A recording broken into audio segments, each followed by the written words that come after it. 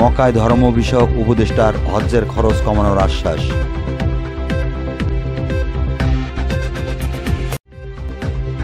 আপনারা দেখছেন প্রবাসী সংবাদ।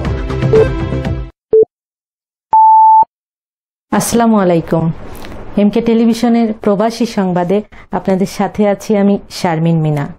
এতক্ষণ শুনছিলেন সংবাদ শিরোনাম, এখন ডেস্ক থেকে বিস্তারিত।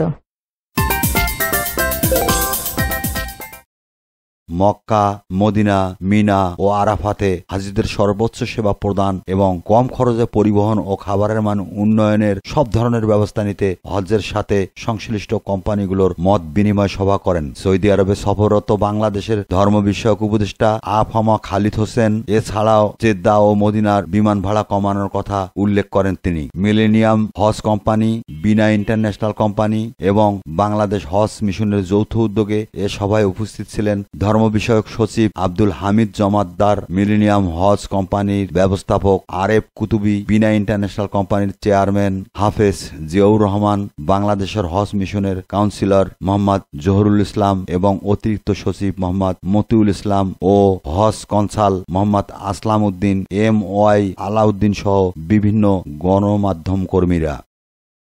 ওয়াহিদুল ইসলাম, প্রবাসী ডেস্ক, MK টেলিভিশন। শেষ করছি এমকে টেলিভিশনের প্রবাসী সংবাদ। এতক্ষণ সাথে থাকার জন্য সবাইকে ধন্যবাদ।